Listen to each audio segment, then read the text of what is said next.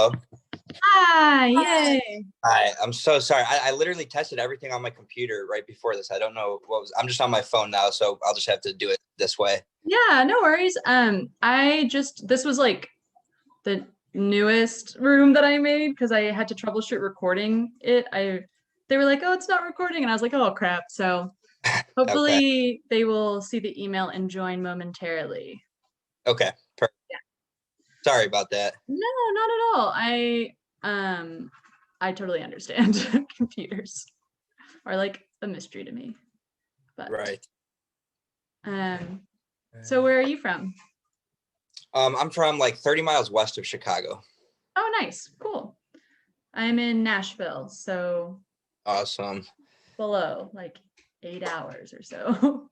Yeah, right. I heard Yeah. Nashville's, everybody I've talked to that's been there says they love it. Yeah, it's cool. I grew up here, so I've seen it like change a lot over the last few years, but Sure. so now it's like a massive city. Yeah, But yeah. that's cool. Yeah. All right, let me see. Okay, what is this? Invite.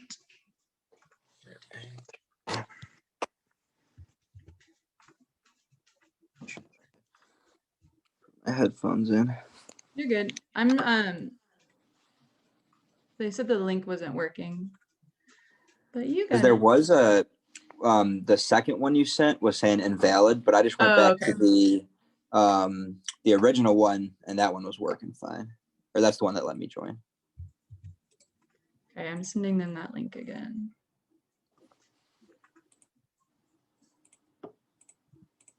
Should have asked for people's phone numbers. Texting would have been easier. Right. Oh well. Yeah, after this one, I feel like we'll have all the kinks worked out. We can do it. We'll do better next time. Okay.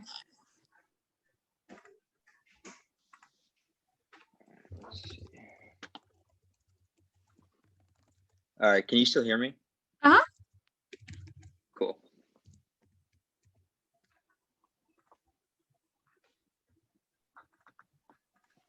Again. Yay! I'm so sorry.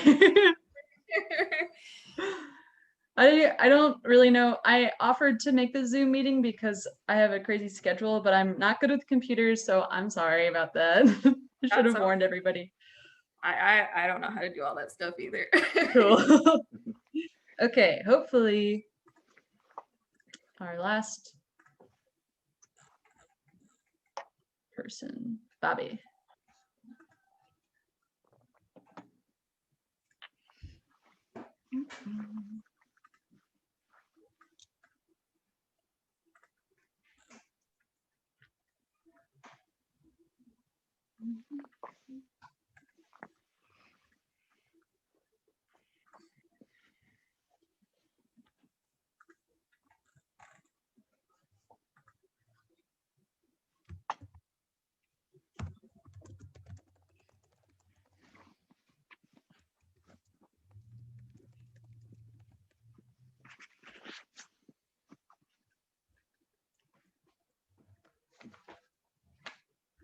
Okay, I'm actually going to pause recording. Okay, recording is resumed. I guess I'll just go ahead and jump into it and then we can go around. Is that cool? Yeah. Perfect. Good. All right. I think maybe we all mute our microphones, otherwise it'll override everybody's audio. So I guess if we're not speaking, maybe we keep ours muted. Right on, right on. Cool. I'm just gonna set my own little personal timer because that helps me kind of stay on track. All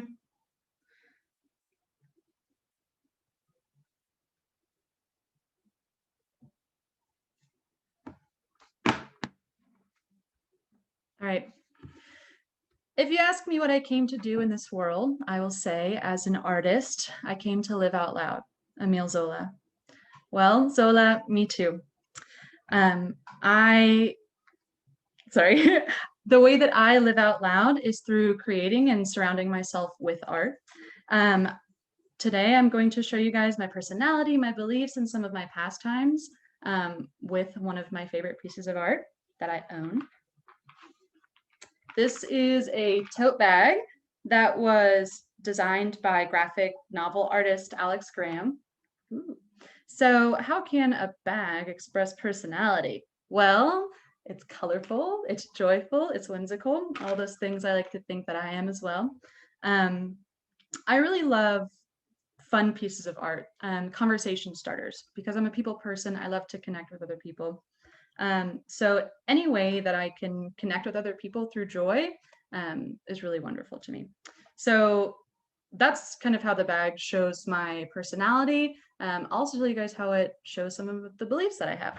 So I really love supporting my communities. As an artist, as an artist, I just am a recreational artist, but as an artist, I like to support other artists. I love to invest in their art. It's also really important to me to invest in women creators and women artists. So getting this bag, I got to meet that intersection of investing in an artist and a woman. And I also got to invest in my beliefs of utility. I'm not one to just kind of collect art pieces that are going to sit around and gather dust. I really like to collect art that also has a useful purpose in my life. So I'm a big gardener because gardens are really that intersection between useful and beautiful. So lastly, and maybe the most obvious thing, I'm just going to show it to you guys again, is the tote really shows my love for art in general and my love to make art, which is one of my hobbies. Art is really important to me. It's been a way that I've been able to express myself, express my emotions, my joys and sorrows. I've been collaging since I was a little kid, and more recently I've picked up watercolor. And art is just kind of this wonderful friend who's always there for you. So to connect all of that back to the bag, how much does a tote really tell about me? How much does this tote really tell about me? Well, if it's colorful and whimsical, it really says something about personality. If you think about the meticulous sourcing, it says something about beliefs. And I mean, having a big art piece on you obviously shows how much you love art. So that is wrapping up my speech about my art piece. I hope you all enjoyed it. Thanks for listening. Thanks, guys. Great job. Thank you. Yeah, Stop, I great love job. it. All right, I can go next. Cool.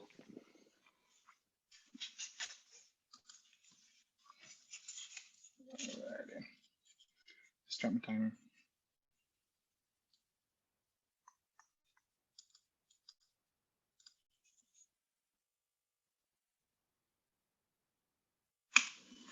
All right. Oh, hang on, my timer didn't start, sorry.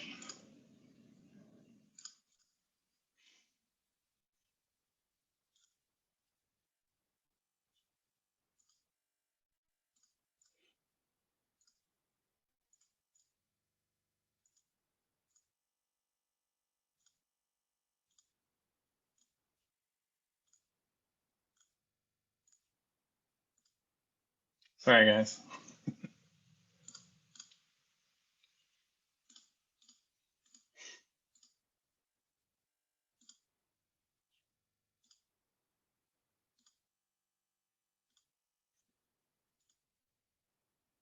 Okay. Can you hear me? I just want to make sure it's not froze.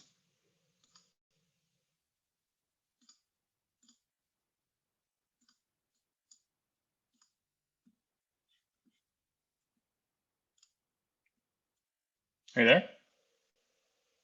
Okay, there you go. Sorry, it like froze up a little bit. Okay. All right. All right. Have you ever looked at a person wearing a wedding ring and gauged their love and devotion for each other from the size and beauty of their wedding rings? Most of us have seen that Zales commercial that shows a man proposing to a woman with a new expensive engagement ring. Most of us have also probably seen the advertisements portraying the idea that the more a man spends on an engagement ring or a wedding ring, the more that they love their significant other. While a wedding ring represents a bond between two people, its meaning is as unique as each of us here today. Its monetary value does not represent the bond between two people, and it does not also represent the love between a man and a woman every time. As you can see, my wedding ring is quite simple. It's a bit thick, which makes it a bit untraditional when compared to other wedding rings. Much like the appearance of my wedding ring and my marriage, everything's different. My ring is simple and did not cost a fortune. Like this ring, my marriage is a symbol of love and unity between myself and my spouse. This ring is not a fashion statement and will not win any awards for best in show. Now, in fact, we bought our rings on Amazon so that we could return them even if we didn't like them. We'd select the not as described option as the reason we'd return them, so we wouldn't have to pay for the return shipping. Don't judge, I know we've all done it. Okay, so luckily, its simplistic design seemed to represent our relationship quite well, so we kept them. Much like this ring, our relationship started with the mindset, we'll see how it goes, and if we don't like it, we'll trade it in for something else. Luckily, the ring and the husband worked out perfectly. So now you're thinking, okay, you got it on Amazon, big whoop. We know that not all rings cost $10,000, and you probably have a friend whose ring came from a quarter machine at a grocery store. But wait, he also said husband, not wife. Okay, continue. Well, if you were told that this ring, if you were to hold this ring, you would see that it's quite a bit thicker than most rings. The average ring is 6 millimeters, whereas this wedding ring is 10 millimeters. So it's big. Now, we aren't talking big like a national championship ring, but it's like those blue light glasses your friend bought also on Amazon that are cute, but are also too big for their face. It's that kind of big. It's definitely not necessary, but you want to know it's there and you want others to see it. Like your friend's blue light glasses, my ring is hard to miss when I'm in public. Okay, warning. So here's the cheesy part. This ring doesn't attract attention because of its beauty and uniqueness, but its uniqueness is untraditional, much like the physical characteristics of my marriage. While my family may look different, it doesn't mean that our love for each other means something different. As you can see, my ring and marriage and I are different from what you may call common, but all three things are full of love, kindness, and acceptance for all things common and uncommon. My ring may be large, my marriage may be simple and different, but together they represent this beautiful thing called family. Thank you. Cheers. Good job. Great job.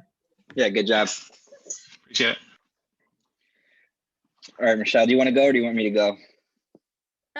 You can go. All right, I'll go. I'll do it. All right. Hello, my name is Dalton, and I've been skydiving 150 times. Over the past 23 years, I've done many hobbies, tried them out, but I found that skydiving is the one that brings me the most enjoyment. Skydiving only gets better from your very first jump through your licensing course and all the way up to something maybe like wingsuit flying. So first, I'd like to talk a little bit about how I got into skydiving. So growing up, it was just something I always dreamed of doing. I always wanted to do it. So immediately after I turned 18, I went to a drop zone in Beloit, Wisconsin called The Rock. And at The Rock, I did my first jump, which was a tandem jump with one of their instructors. So a tandem jump is where you're literally just attached to your instructor and he or she will control all of everything that they need to do, but you still get that feeling of skydiving. And right after that, I just fell in love with the sport and I knew that I wanted to pursue it further. So I talked a little bit about how I got into it, and now I just like to talk about my personal progression in the sport. So right after the tandem, the first thing that I did and that everyone would do is what's called AFF. So your AFF or Advanced Freefall course is the course to get your license. So the first thing you'll do is a 6 to 8 hour ground school where the instructor will teach you loads and loads of information about skydiving and safety procedures and everything like that. So then after that, you'll do your first 7 coach jumps, which have your own equipment and your own parachute. So you're on your own now, but you're flying side by side with the coach.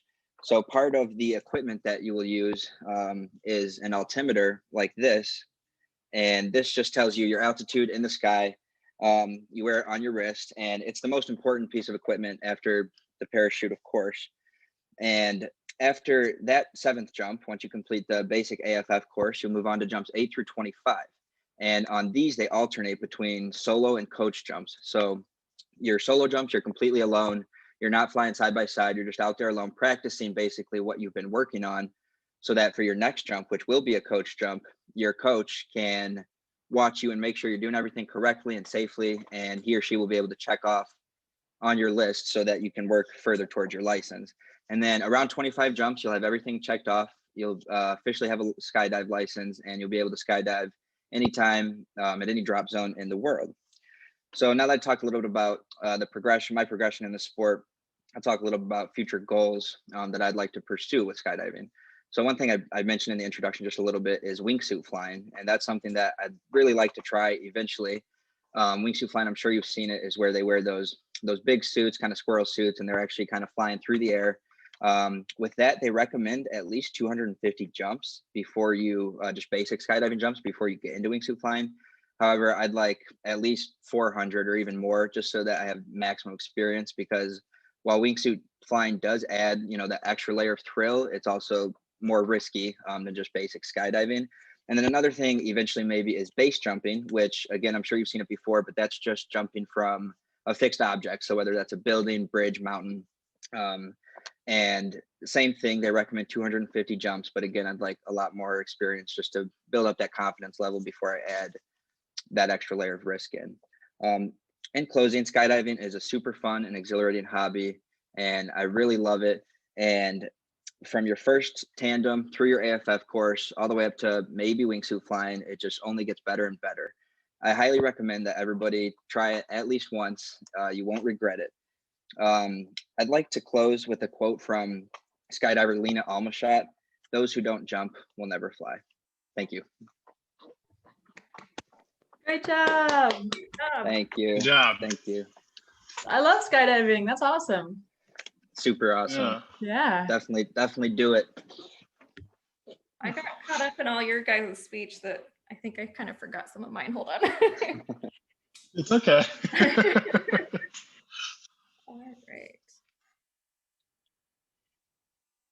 All right, let's see if we can do this. And Shadow kind of fell asleep, so we'll see if I can wake her up. All right. So about 10 years ago, on a rainy day in Texas, out in the middle of nowhere, there was a little puppy digging through a Jack-in-the-Box garbage. She didn't have shelter. She didn't have anyone to love. She didn't even have a secure meal to go through. And on that day was the day that she came into my life and helped me realize to find that I could find my passion in life, to not try to fit into any boxes, and to find the journey of defining who I am. So this is Shadow. Let me wake her up a little bit. As you can see, you can tell she's not a purebred. She's a mutt. She doesn't have any defining characteristics. You can't really tell what she is. I mean, you can tell she's not a Great Dane or a Husky or a Great Pyrenees, but she is who she is, and that's enough for her. I'll let you go back to sleep. And like her, I'm also a mutt. My mom's from Chile, but she's got a background of Chinese, Italian, and Spaniard in her. My dad is from the United States, and he has a lot of European descent. Looking at me, you can't really tell that I'm one thing or another, but like Shadow, you can tell what I'm not.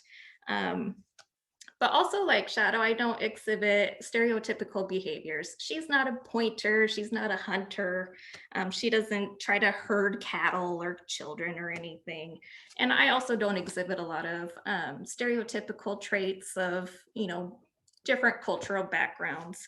And growing up, where I grew up was a very small town with a lot of white children and Central American children. So I didn't quite fit in. I try to act or look like some of the kids in school, but I didn't quite fit into those boxes that everybody had them categorized in. And later on in life, and especially through meeting Shadow, I learned I don't have to check those boxes. I can be who I am, just as Shadow is fine with being who she is. I am a human, she is a dog, and that's enough for us. And not only do we share that together, but we also love adventures and finding new life and new plants and animals other than our own species. She's not really a dog's dog. I'm not a big people person. And so she sees a human and she thinks the more interesting looking they are, the more excited she gets. So if someone doesn't have an arm or they have tattoos on their face or they're a child or old, she gets super excited. She knows how to engage them. She'll start high stepping and tilt her head to the side and get them to interact with her. And that brings her big joy in her life. And I'm like that as well. If I see a chipmunk or a puppy or, you know, some gangly looking puppy on the ground, I want to pet that dog and I will do what I can to get that interaction. And that brings me joy in my life as well. Beyond that, we also love our plants and animals and seeing ecosystems together. And we have these moments of, did you see that moments? And it just brings us joy in our lives. We also love our naps together in the sunshine. We seek joy in whatever our day brings in the simplicity of life. So to sum it up, Shadow and I are the human and dog versions of each other. We love the environment that surrounds us. We love putting a smile on other people's and other animals or creatures' faces and creating a loving environment in wherever we are. Learning from Shadow has led me to enjoy those did you see that moments and to live life not checking off boxes as to what our society tries to put us in a social construct. And we encourage you to allow yourself to find yourself and seek what you enjoy. Don't fit into those boxes that people try to put you in. I'm 36 years old with pink hair and I love hiking. You know, it's not the stereotype that everybody fits in. Shadow's about 12-ish years old and she prances like a horse, you know, and we're fine with that and we're happy with that. So in the beginning, Shadow was just looking for a safe and loving environment that would allow her to be herself. And so was I, and I hope all of you find that as well. Thank you. Good job. Okay, Nice Great job. I'm gonna job. stop the recording.